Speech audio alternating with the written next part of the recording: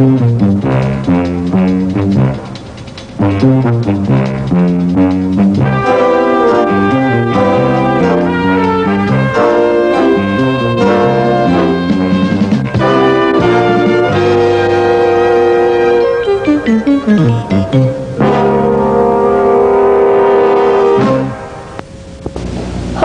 I'm Holland Hunter, Bill's wife.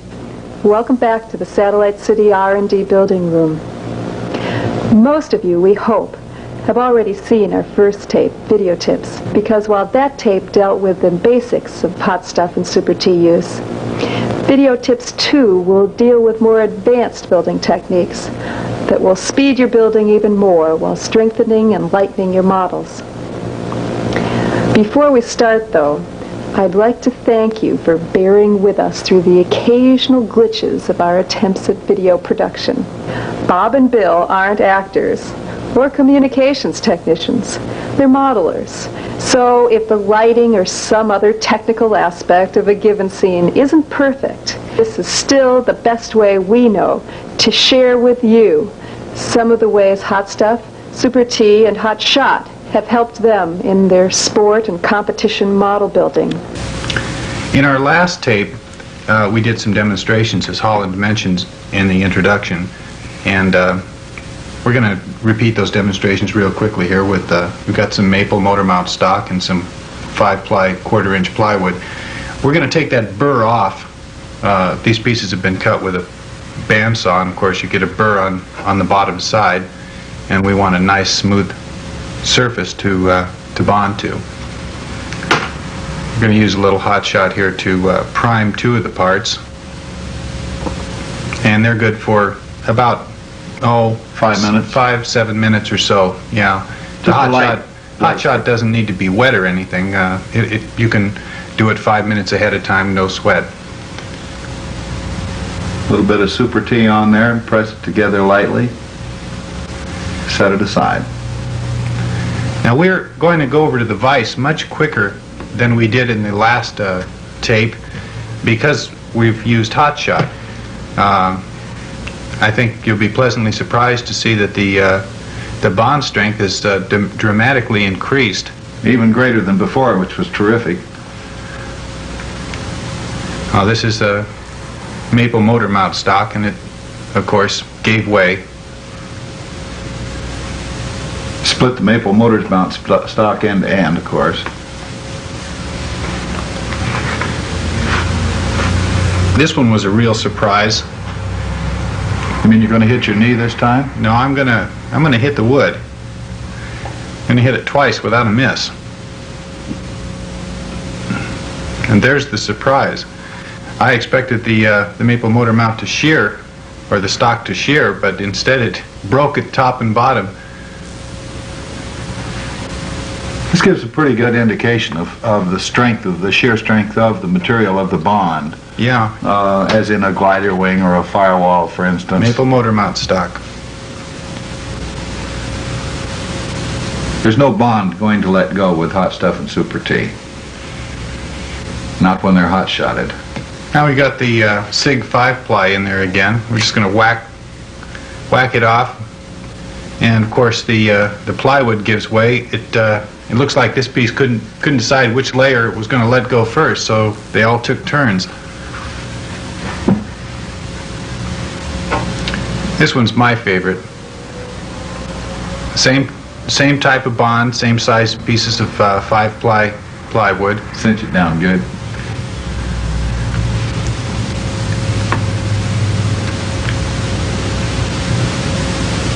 Well, it took 3 whacks to get it to go all the way down to the bottom of the vise. Let's try it again. This time we'll try and make sure it doesn't move. You're taking the top out of that plywood. Yeah, it fairly frazzled that plywood. Well, you can wear yourself out trying to break a bond like this with hot stuff, so I'm just going to walk over around the back and sneak up on it now. One quick swipe from the back ought to do it. Well, this was another surprise. Not only did the layers let go, but the plywood broke just at the just where it comes out of the vise there. I think what it did was give up completely. Yeah, I was about ready to throw up a white flag, I think. I think this would hold about any model together that you want to build. I think so. Once in a while, you get a little hot stuff on your fingers, and this is just to show that with the quick movement of your fingers brushing that hot stuff around, it cures instantly, and there's no more sticky. But if you do get yourself stuck, or get anything else stuck for that matter. I like the way you struggle. Yeah, a little ultra super solvent from Golden West will take care of that unwanted bond. That's 99% nitro. And should you worry about using nitro in your fuel, this will, hot stuff and Super T will stand up to 45-50% nitro without any problem. But it's always good to epoxy, super epoxy paint around the firewall anyway. It's not a good idea to leave a raw plywood balsa firewall joint. Never. Takes about 10 to 30 seconds depending on the bond, and this ultra super solvent will release you and you'll once again be free. And it's safe, it's non-toxic. We're going to use 3M77 to put some 3M Trimite silicone carbide paper on our T-bar blocks.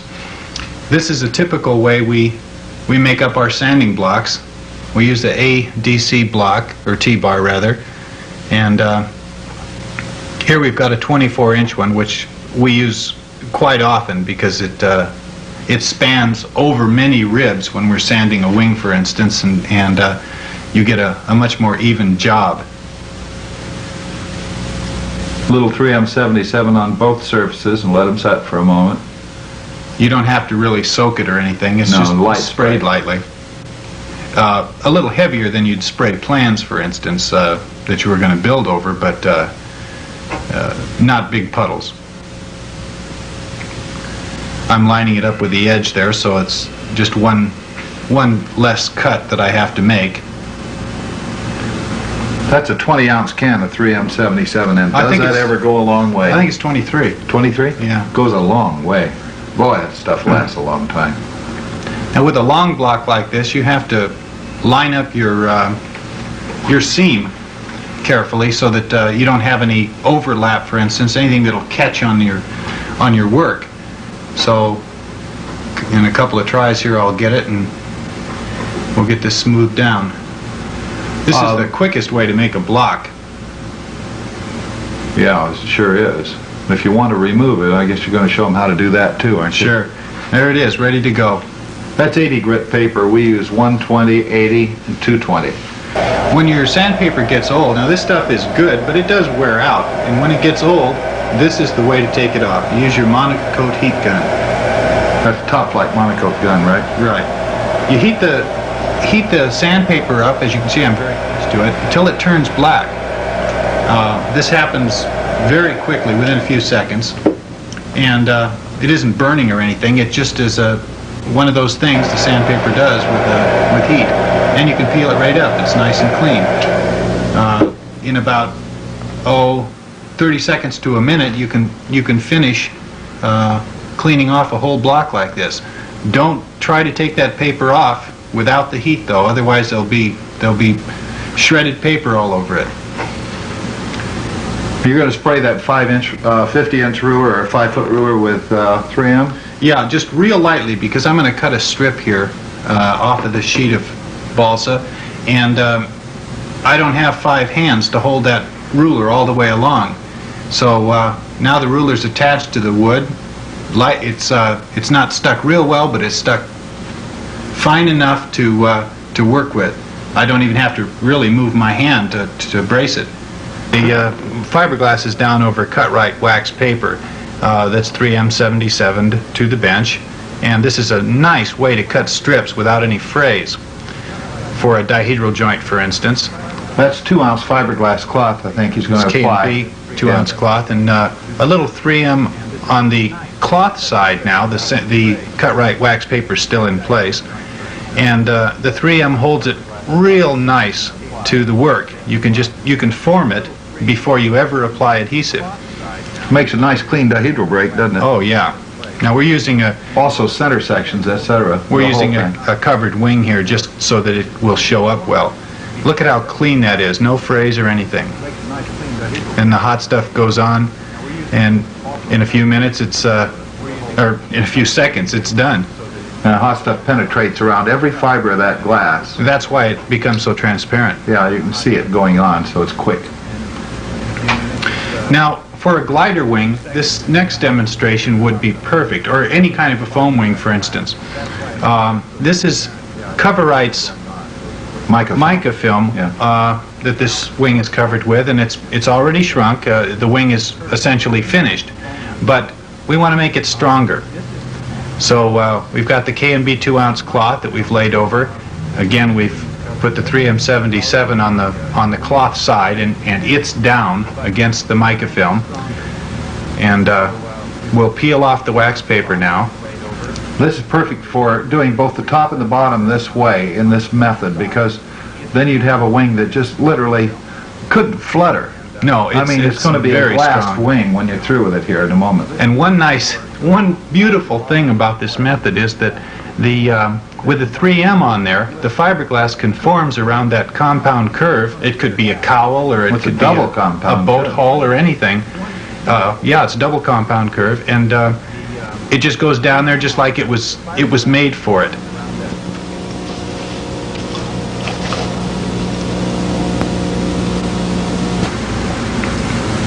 We'll get a close-up here in a minute. There it is.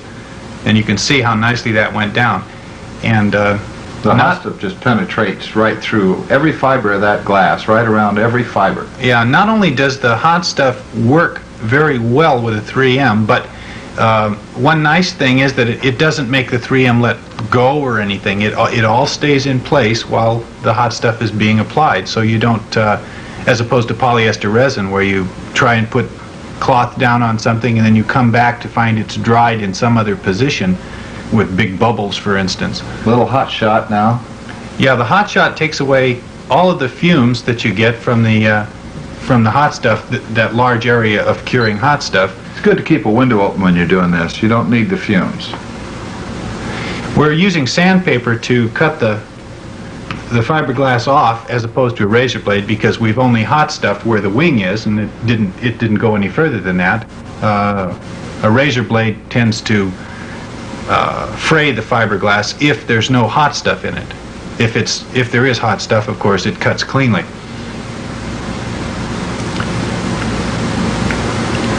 Now this stuff again is very strong. Why don't you show them how beat on that thing? Try and put your finger through it. Okay. Extremely strong. We were very fortunate tonight to have Sonny Myers and Steve Fisher drop by and bring one of the 10 quarter-scale laser 200s that they're building up. Normally this ship is built with a one-piece wing, but for ease of handling and storage and so forth, they decided to make all 10 ships two-piece. And that's very lucky for us, because they're going to demonstrate a very interesting way of making rolled fiberglass tube spar receptacles for these ships. Very interesting, because this method has applications throughout the model. So what we needed was a receptacle on the wing to pick up the aluminum spar with. So the receptacle that we needed to pivot around is these tubes here. We needed something lightweight and a good fit with the aluminum tubing. And these we made up with some fiberglass cloth and hot stuff around the tubing itself. There was a technique that was presented to us by the hunters on using hot stuff and fiberglass. And the technique itself can be applied to many different things. This is just one of the ways that we've learned to use it, and it works out quite well. I'm going to show you how to make one of those tubes here. And like I said, this technique, I think the thing to do is watch the technique and think how you can use it in other places in the airplane. Now what I'm doing here is I've got the basic tube spar that I want to use as a mandrel. I've got some cut-right wax paper here. And turns out what I need is about 3 rolls around this. And Turns out that that's just the width of the paper itself. I basically just roll it around here, and now all I do is I fasten down, use a little 3M77, just to tack it down, hold it in place. And that basically seals the aluminum structure from the fiberglass tube here. Once I've got that, now I've got a mandrel that I can roll the fiberglass right around, get the wrinkles out of it. If I'd done that a little more carefully in the beginning, I'd be all set. Okay, so now I've got the tube with wax paper wrapped around it, hopefully without wrinkles. Now what I'm going to do is I'm going to roll up the fiberglass on here. Now again, what I need to do is I need to start this fiberglass. I use a little 3M77 again, just put a light coat on here. That's probably a fairly heavy coat. And now, if you notice the way I rolled the wax paper, it rolled in the direction I'm going to be rolling here, so everything's pulling everything tight. And what I want to do is just get this started on here. And I kind of roll it backwards so I get started. You can roll it around. You can. This is about 6-ounce glass cloth, so I can work with it. K&B, right? K&B, good stuff. And in the heavier weights cloth, you can cut them off clean and work with them without them fraying too much. If you're doing this with a lighter weight cloth, one of the techniques you might use has been mentioned probably previously, is you take a wax paper, you lay a piece of that onto the building table with 3M77, a light coat of 3M77 over that, lay the light glass cloth right on there. Now it's tacked down another piece of wax paper over that, and you can cut it, and it doesn't fray at all. You've got a piece of material, it's like a piece of paper. You can cut it and roll it and work with it quite well. One thing you'll know too, that we have found that 3M77 spray does not hurt the bond any way whatsoever when you glue with hot stuff. It works fine with hot It works fine, soaks right through it. Really what it is just a great temporary bond for what we're after, to hold it in alignment. And when we glue it, it goes right on through it and bonds totally. Now what you can see here is we've got just a very simple system. This is really an old sanding block with some sandpaper on it. And it gives a little bit of tooth that holds onto the fiberglass and just a plain old C-clamp. Now what that does, gives me something to pull against. You could do this with two people, having one guy hold this down and do it. Originally that's how we started. We figured that was kind of wasteful, building 10 airplanes. We needed somebody off sanding elevators while we were doing this. Okay, so now what I can do is I can literally lean back on this and pull as tight as I want. And I can realign and go on here and just roll this up. And what I've got is a predetermined length here. Once you decide how much cloth you want, I can roll it up to here, and I want to cut it at this mark. So what I'm going to do is I'm going to hold this and have Sonny cut it off here with a metal straight edge and a sharp razor blade or X-Acto. What you'll find is the razor blades or X-Acto blades will last for maybe half a dozen cuts, and then you're going to have to swap and use a new one, otherwise you start fraying. So once he cuts it off square, all I really need to do is seal this down. See, now we've got a nice clean cut there. And again, we're going to use the 3M77 and use a light coat, and I just roll right up over the top of that. Now what I've got there is my basic fiberglass structure, and all I want to do is make that rigid now. And that's where our friend Hotstep comes in. We got this all set up. And as you can see there, about 3 wraps of the cloth. Now using the hot stuff with the glass cloth, it doesn't set off instantly. It gives you some time to work with it. But the capillary action is what's really great. It soaks into all into the fibers there, as opposed to an epoxy or polyester resin.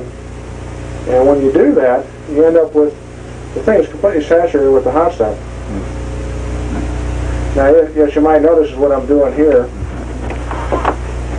Is what we're doing is I'm starting at the upper edge here, and I'm letting the stuff run down. I don't know if you can see this on the film here. You see what we're doing? Okay, here we are. And you see, hopefully it shows up on the film. See the capillary action just sucks it right in there. And that's what's great. And what that does, that bonds each one of those fibers in there as opposed to just coating the top few of them. Because I want to penetrate all the way through down to the mandrel here. And so what I do is take my time and work along this thing here and basically end up coating this whole thing with the hot stuff. It will take it a few minutes to set off because of the amount of liquid that's in here. But if you're in a hurry, we've got some hot shot here, which we're going to use in a minute, which will help accelerate this. We can pull this thing right off here in a few seconds. And we'll have this finished rigid fiberglass tube, like a sprung weight. Now I'm doing something that probably really shouldn't be done, and I know I shouldn't do it, is that's lay the end of the hop stuff applicator right on the material here. At least I have a problem with it. I end up plugging the thing up. With a new tip, it doesn't matter so much because it's right, you know. That's true. It's a lot more pops right off. Is that easier to use? Oh yes, especially for this kind of thing where you're using quite a bit of it. And it, like I say, it has a lot less tendency to plug. It really works great. One thing we found out too, the big airplanes that we're building right now with all the room in them, everybody would say, oh, no problem, you get in anywhere. You find out even with a big airplane, there's some tight spots, and that long tube really makes it easy to get down in between the stringers, reach back inside to add some rigid doublers if you want. Hold on a second there. Sorry. Hold on a second. Got it. Good thing. Another thing is most of you people who have worked with hot stuff have noticed as the stuff does set up, there's a slight irritant given off by the hot stuff. And when you work with the fiberglass, because you have such a large surface area, you'll notice that even more. And so what you want to do is not work right underneath your nose. Look, I'm working on the wrong end here. Because this stuff will gradually start to kick off. And I guess, as you were mentioning earlier, or to us when we were doing this, is ventilation is really a key factor. And normally in small structures you don't notice it as much as you would here. And again, I guess it's only an irritant. It's nothing that... Well, it's non-toxic. It's lachrymous. It'll make you cry if you get the fumes in your face. It's like cutting onions, but it slows your process down. We've heard some good things. At 2 in the morning, the way we work, it keeps us quite awake. Well, someone with a lung condition or something like that can't stand cigarette smoke even, it will bother them, you know, and they should make sure they have a lot of ventilation. In fact, even to the point of wearing, the Bilbus mask? Protects them from sawdust also. What is that charcoal mask that stops fumes? Yeah, the Bilbus charcoal mask. There are two kinds of filters actually. One stops fumes and one stops particles. But the average guy doesn't bother at all. It's just I say it's like cutting onions. You know there's something there that irritates you, and you just don't leave it underneath your nose. One nice thing about the hot shot, though, the hot shot will eliminate those fumes in about 30 seconds. Once you get finished with the area, spray it with hot shot, and it's gone. Yeah, it clears the fumes down. This area right here, I've missed. Okay, in my randomness of doing this, I've missed that, but it shows up quite well. And that's one of the nice features here, even though it ends up being fairly transparent, because I can see those areas that I've missed. And if you can see the dark coloration of the hot stuff going through, not only does it fill the spot that it had before, but it actually soaks into the previous stuff and blends in. It's one total bond. Now we got this thing basically coated with the hot stuff. Now we're going to get rid of this eye irritant here, but we're going to put a little hot shot on here. It doesn't take a whole lot. Again, it would set up by itself. If you just set over a corner, give it a few minutes to set up. But we're just going to speed the process up because we're, like most modelers, in a hurry. And this stuff really does its treat. It really works well. It smells nice too. Compared to some of the other things that come out of spray containers. And as you can see here, I can put my hands over here. You want to be real careful with fiberglass. You can get a real sharp sliver of fiberglass out there, but it's warm, but it's not wet at all, and it's not sticking to my hand. That basically is starting the activation, and it's starting its cure. Now, right along the seam line here, we're going to make this a little bit fancier. If I'm worried about sliding it over my hands, or if I want to make it absolutely round, we can just go ahead and sand it. Now, that's one of the real nice features of the hot stuff, is when you sand fiberglass that's been set up with that, is you don't have a framing problem. Now, I guess what we got on here, about 80 grit paper?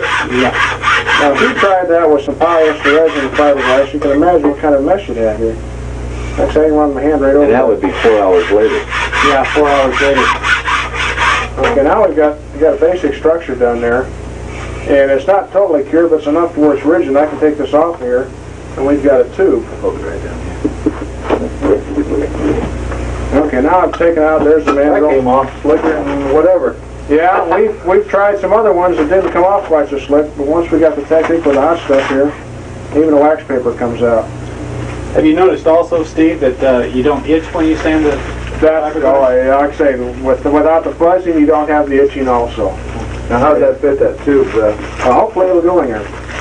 Now, one thing we have noticed is apparently there is a slight amount of shrinkage involved as this thing cures. Now right now, it's a beautiful fit. It doesn't slop. The 3 rolls of the cut-right paper work ideally on this, which is 1.5 inch diameter. You may have to experiment with depending on what you're doing. Okay, so now we've got this thing free-floating in here. We have to align it and glue it down. And again, one would normally probably just put the aluminum tube in a triangle out here, align it, and glue it. What we did, again, because of the mass production rate, which you normally don't do in a model airplane, is we wanted to make all wings identical and be able to match one plane to the next. So we came up with this super lightweight fixture here. Super lightweight, 3/4 flyweight. Which incidentally, because of time and effort again, the jig itself is totally made out of hot stuff again. Yeah, I tell you, I love you. Well, I found one thing. The answer. My whole family's in the construction business except for me.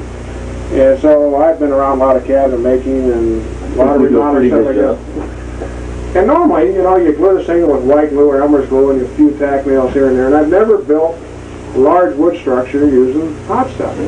Well, with the thicker hot stuff, you put it on there, you spray a little of the hot shot on one side there, you stick it together, and it's done. No clamping, no nails, no nothing. It was fantastic. I could build some nice cabinets with that. Okay, back to the wing. So when we got this fixture, we lined the tube in the plywood itself.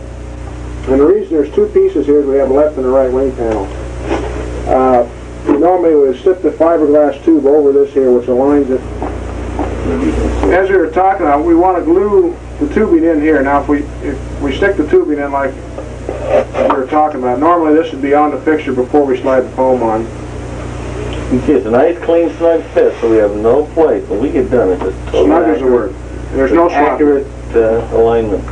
Okay, again, we'd have a piece of 3/32 sheeting because of the way the tooling is made for the wing that should have been sheeted. And this would be pulled up tight against here. Now if you see, what we have now is we've got a larger gap on one side and the other. Well, that's not a real concern because all we want to do is come around here and tack glue the plywood rib to the fiberglass part. Okay, the glue joint all the way through the foam doesn't buy anything. We want to glue it on this end where the plywood rib is, and on the other end where the plywood rib is.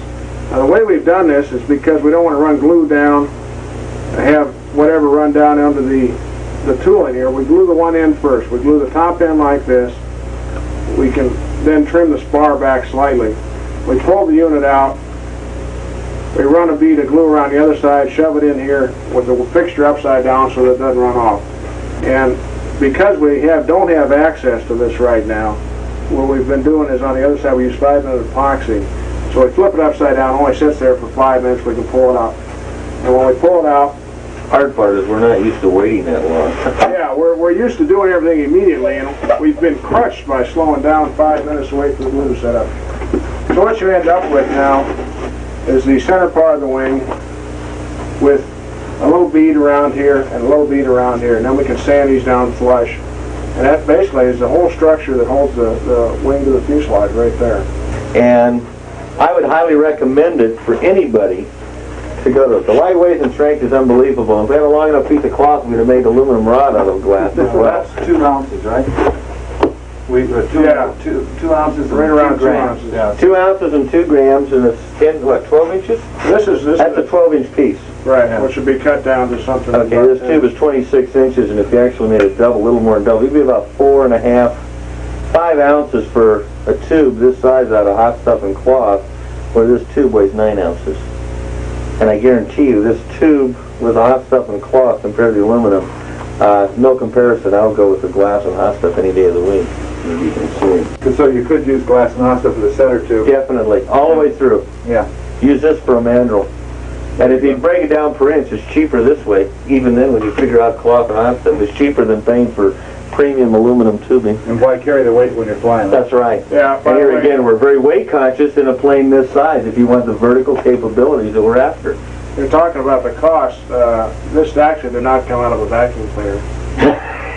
It sure looks like And you're it. putting a Magnum engine in all of these. Right. I will say, right now I know 8 airplanes are going to have Magnum 2s in them.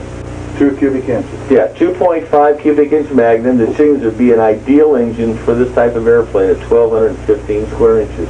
About, what, 8,100 hours? Yeah, between Right about 8,000 to 8,300 is what we're running. 81 is about right, and we feel because the engine is only 4.5 pounds, it's one of the lightest engines with its displacement and power Well, output now, that we have smooth, found. too. 4.5 Very pounds. smooth. You have to realize that's with an engine mount, prop, driver hub, And muffler. and that's everything ready to go. Norm Jacobson over in Tempo makes those, right? Definitely. In North Hollywood? Right, they put it out. It's a, what is it made by? Made by Home Made by Life. Home Life. Home Life, They which make modify it. excellent engines. They take the basic chainsaw engine and they modify it. They do some Right. balance work. They do some lightening, cutting down the various components that aren't required. Plus it's got a magnesium crankcase which helps it down the weight. And ideally, I think for the size engine, it's probably one of the best around. It has several features that, really, like I said, you mentioned the low vibration. It's one of the most compact engines for the horsepower that it puts out. It's one of the lightest engines for the horsepower it puts out. I think, as a matter of fact, in that size range, it's probably the lightest when you add the muffler and everything in. And it's very durable. It's got the roller bearings throughout. It's got a ball bearing, thrust bearing, chrome-plated sleeve in it, and it is Right. very durable. Well, it's a steel-ported engine. Holy cow. It's all the way It's what, 15-pound airplane straight? Yeah, Oh, yeah. well that's it. Now, we mentioned fiberglass earlier over mica film as a glider covering, but that's very strong. But this method that we're going to show you now is even stronger. We're using the Twin K graphite sheet cut into quarter-inch strips in this method. We've got our plans down so we can see our ribs with 3M77, and then wax paper, cut-right wax paper down over that, more 3M, and then cover-right mica film down over that. Now, we've sprayed the cover-right mica film, and we're putting the Twin K graphite strips right down on the mica film. We've got the shiny side of the mica film down. And one thing you notice, I'm not rubbing those strips. You don't want to do that with graphite. You want to just pat them down because... You get a graphite sliver in your finger for one thing. That's 7 thousandths thick graphite. It's nothing at all, but it's so strong it's unbelievable. Yeah, there's no, as far as thickness goes, it might as well not even be there. Now, you notice that those ribs are placed in a geodetic configuration. For instance, if You mean this... the graphite strip is, yeah. Yeah, did I say ribs? Yeah, that's okay. For the top and bottom of a wing, this type of opposed geodetic configuration can give you a wing that's so strong you could build a Learjet out of it practically. Now we're going to put glass... You mean strength, I think, in regards to flutter. Oh yeah, fluttering is that's what the benefit is. Now the K&B 2-ounce cloth goes down over the mica film and the graphite strips, smooth it out, and of course there's 3M77 there to hold everything in place. Now I am able to run my fingers over the graphite strips because I can't get a sliver through the fiberglass. And we're going to use regular hot stuff, as we always do with the fiberglass cloth. It goes right through the cloth, and you can see it there. The yellow is coming right through. Now it's better to tip the mica, formica though, that sheet is laying on right there. You see it going Tip it up there? a bit. Yeah. Yeah, we're doing this on an angle now so that the hot stuff runs down and goes to all the places it hasn't been yet. And you don't puddle it, and you don't use it unnecessarily, because that way he has to go back over it there where he did it first. Yeah, we want you to use the least amount you can use for the job, and one of the benefits of hot stuff is the least works best.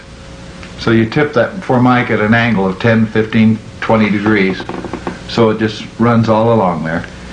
Now, for purposes of demonstration, we're using a small piece here, but you can imagine doing this over a whole wing plan at a time, and you would probably do it twice for the top and bottom of any given wing. The bottom side of this glass now will be as smooth as the wax paper that's underneath it, and that will become the top side of any surface you might want to put it on. I've missed a place there, and I'm going to just get that. It shows up real well if you miss a place. Yeah, that's the nice part about this method, is that the once this is pulled up, it's finished. And there it is. And it's very flexible, goes around that 1/8" leading edge, no problem at all. Well, for that matter, you can roll it up. That'll make a good rolled tube if one wanted to make a rolled tube of a extremely light weight. Like a free flight rubber model? Oh, yeah. Wakefield? Yeah. Even an old-timer fuselage would be great this way. Sure. Okay, we're gonna start the Top Flight Hot Canary. Yeah, we've got the wax paper down, and you see the little tabs on the back of these ribs.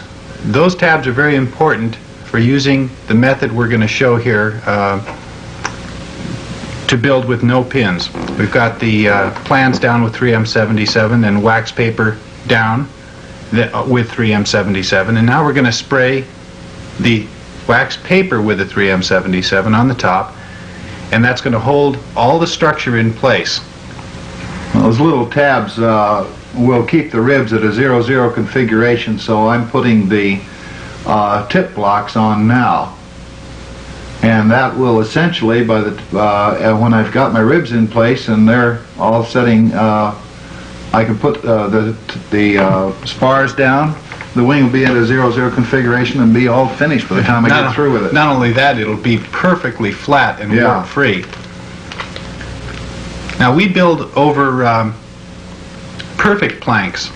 They're about 4 inches thick and 18 inches wide by 8 feet. They're solid wood, and they're surfaced off. Yeah, they're surfaced off, so they're perfectly flat. And it's in a case like that, it would be a very difficult thing to put pins into a board like that. Who uses pins? Yeah, who uses pins? Because we find a lot of modelers that still do use pins to build with are having to build over a composition type building board that's made out of pulp wood, for instance, and it's kind of unfortunate because not only do they use a lot of unnecessary time putting those pins in, but every time you put a pin down through a piece of balsa wood, you're actually bowing your wing because it goes down a little bit in that section. There's the tabs again that we spoke of. Those ribs go down and are bonded in just as fast as I can set them in place. This was a nice kit. The die cutting was real good, and I just sanded the back of the ribs the sheets that the ribs were on. Just sanded the back lightly, like the plan said, and the ribs literally fell out. Oh, there's a hot tips. Yeah, this is something new that is available now. Replacement applicator spouts for your hot stuff bottles.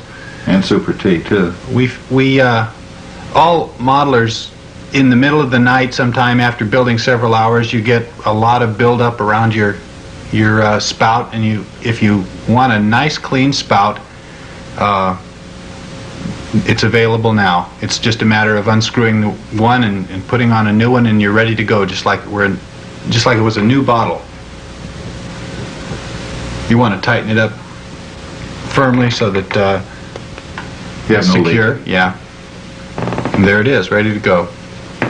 Well, back to the wing again. Looks like you're getting ready to put the trailing edge together. I've got the bottom of the trailing edge in and setting the top part of the trailing edge in place now. Now you notice Bob is using both hot stuff and Super T to build this wing because each has a different purpose. The hot stuff is used when the parts are put together first, and then it's applied to the joint. It goes right in. The Super T, for planking, for instance, there's hot stuff being used along the seam. There's Super T on each rib, and the hot stuff is used for the seam.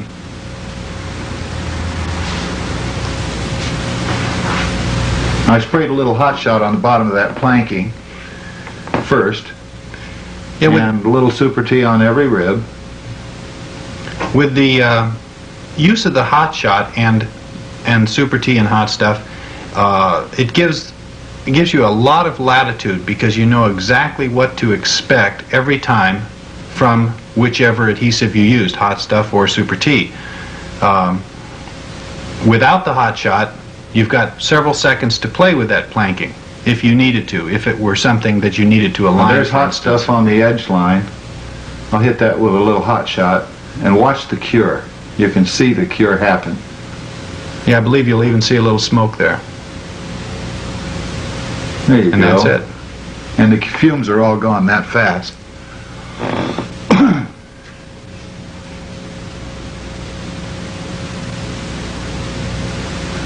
Capping the spars is capping the ribs is so easy. Little hot shot on all of the pre-cut caps that I did, and a little Super T on the rib, hold it in place. Put a little Super T on the next rib, and by the time I've got the Super T on that one, I can lift my finger off, go to the next rib. Yeah, you can put this. You can put a wing together, or any other structure for that matter, just about as fast as you can pick up the parts and put them down. It took me 12 minutes to build the entire wing, actually. Yeah.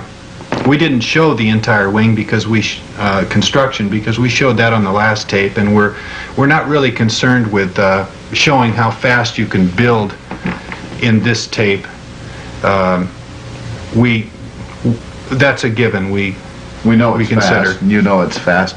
One of the things that they're learning, and we're learning, and we're still learning after 12 years, is that not only is it fast, but it's so darn light and so strong that what's the point of waiting for glue to dry?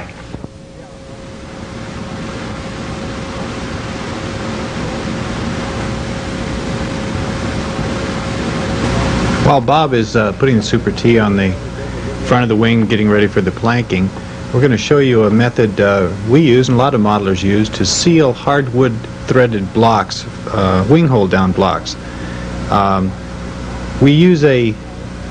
We're using a SIG hold down block here. It's threaded for 832, and a little hot stuff goes in, goes right on through to the other side. Hot shot to cure it, and then retapping with a 832 tap takes care of all the sawdust and little bumps that are now cured in there. What you have now is a wing hold down block that won't expand due to changes in temperature or humidity, and keep your nylon screws from coming in or going out easily. Works real well. Now the hot shot's been sprayed on the planking. Yeah, I sprayed the entire bottom of that planking with hot shot 2 or 3 minutes ago. On a situation where you're doing cap strips, for instance, all the cap strips can be sprayed at the same time.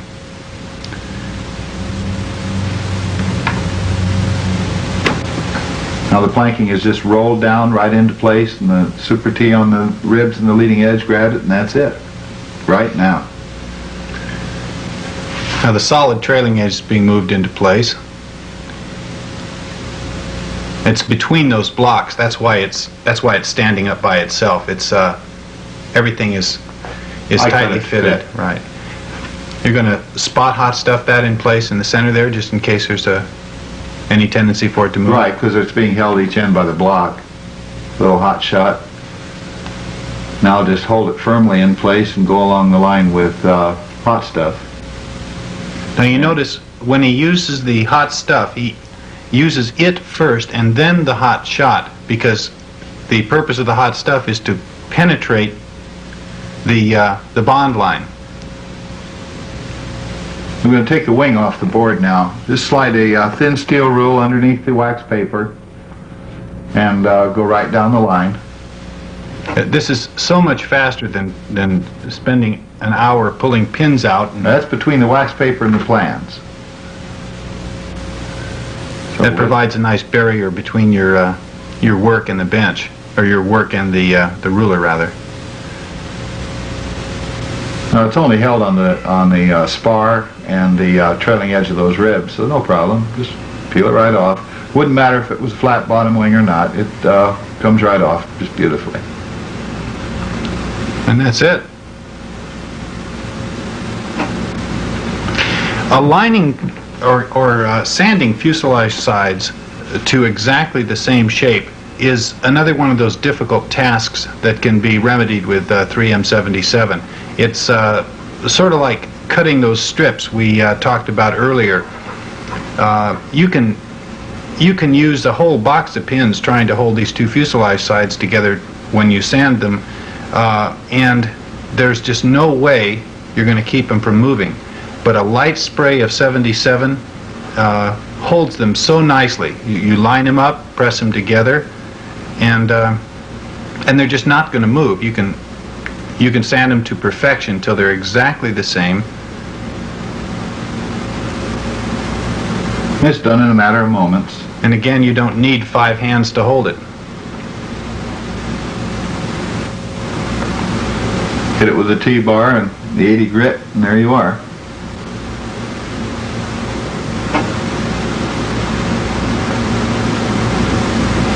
You going to show them how to take those sides apart, or are they forever together? Yeah, I'm just about finished with it.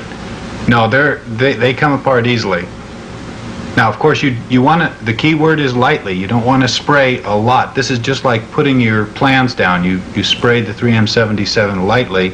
Otherwise, you will have a permanently bonded chunk. Okay, I'm putting a razor blade in there, and I'm just going to wiggle it apart just a little bit. You can see it start to come apart. And then that 18-inch rule that we use so often.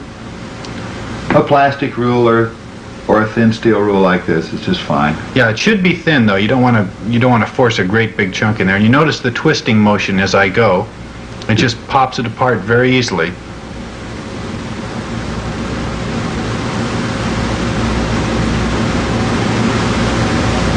Now I've got 2 fuselage sides exactly the same. This hot canary built up so pretty. Yeah, it's a nice airplane. Great. Wait till you see it fly. Oh, it goes good. What we're doing here is we're building up the stabilizer in a different manner than any plan might call out. I'm putting the 77 on the sheet stabilizer to hold it down in place, but the back part of the stabilizer proper is 1/8 sheet, where the stabilizer, the part I'm putting down now, is 1/4 sheet. Yeah. I'm going to laminate along the elevator and the back of the stabilizer with 1/8 balsa, so that I have ready-made hinge slots. You marked those hinge slots in advance, as you saw a moment ago. Now, the marks are, of course, are to let me know where to avoid putting the Super T. I want to stay a quarter inch away. Yeah, 1/4 inch away, because it is going to flow a bit when you press down. That way he'll have open hinge slots in both the stabilizer and the elevator. This is a super way to do hinges, because not only do they slip in there nicely, but you have 1/8 of an inch up to 1/4 of an inch, depending, of side-to-side movement for alignment before they're actually hot stuffed in place. Or Super T, whichever. I think you used Super T there, didn't you? No, to laminate. To laminate, I used the Super T, but to put the hinges in, I used regular hot stuff. Oh, sure. From the back. You're using hot stuff here for the line bonding. Right. And a little hot shot.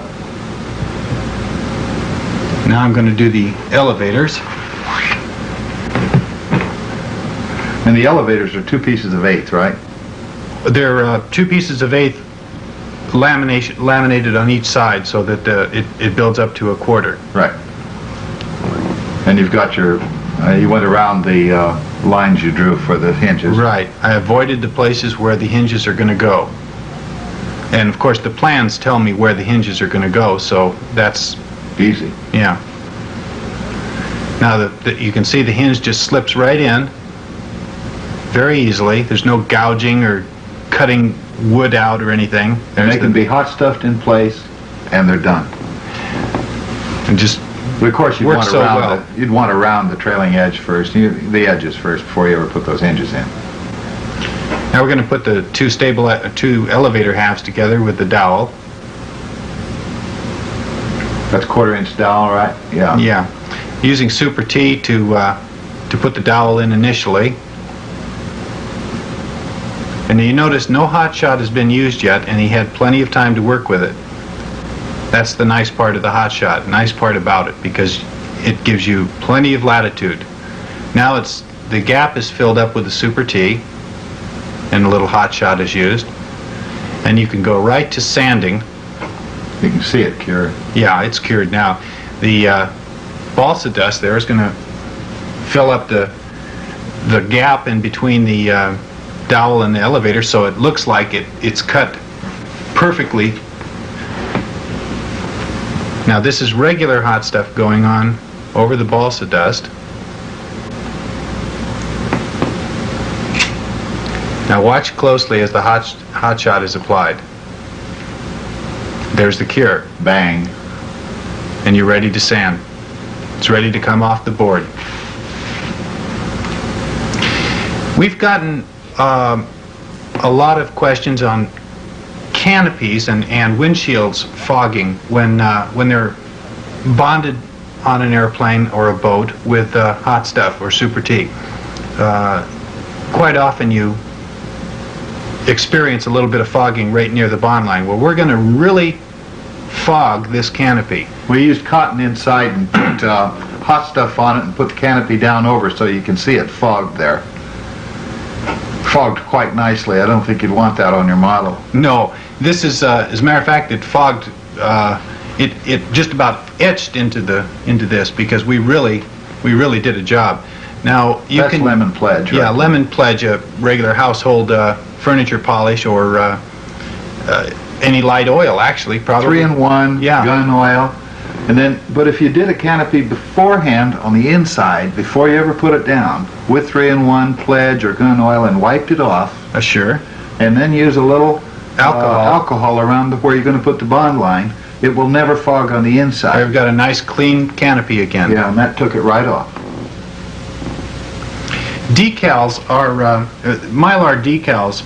A lot of manufacturers put them out, and monocoat trim film, for that matter, can be applied very easily without frets of whether or not you're going to get it down straight the first time and being out of luck. If you use a little soapy water, You can move them around, put them Yeah. in place. you can spend all day moving them around, get them exactly lined up, and then just brush them out or wipe them off and let them dry, and then go back and use a little Windex to clean off the soapy film. That Canary's a pretty little ship. Yeah. Let's see if the controls work. Yeah, it's about time to go flying. It really builds up into a nice airplane. Top Flight outdid themselves with this one. Oh, it seems like everything's going to work. Kick the rudder. Oh, yeah. All right, let's go flying.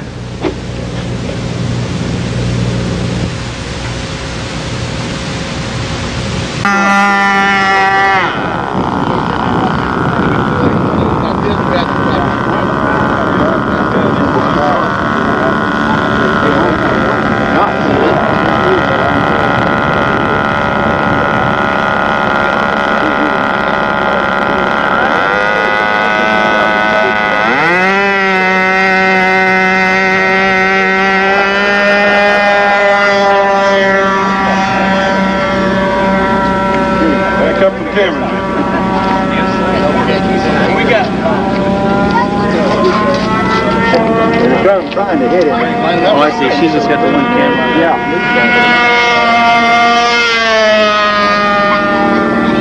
Easier said than done, I'll tell you.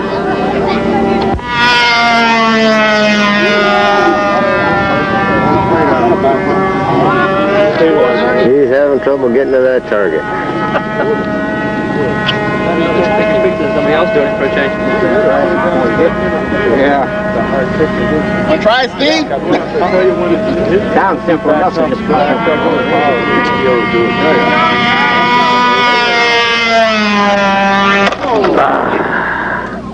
If I blew the engine back on, do it again. Build another one, we'll try it again. Thank you very much, Sonny. Why, thank you. I didn't even hit the goddamn thing. The least I could have done was hit the board. He said, go for it, and I thought I was there, and I said, that's it. I was climbing. I thought I was in the right line, so I just punched down, and I said, uh-oh, it was too late. Hey, Sonny, turn the transmitter on, would you?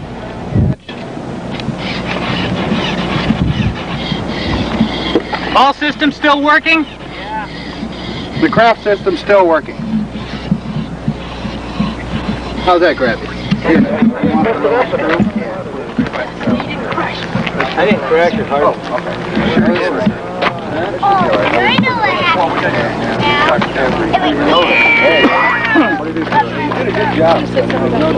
That sucker's patching. Yeah. And let's put this thing back together and fly it again. Like your new bottle.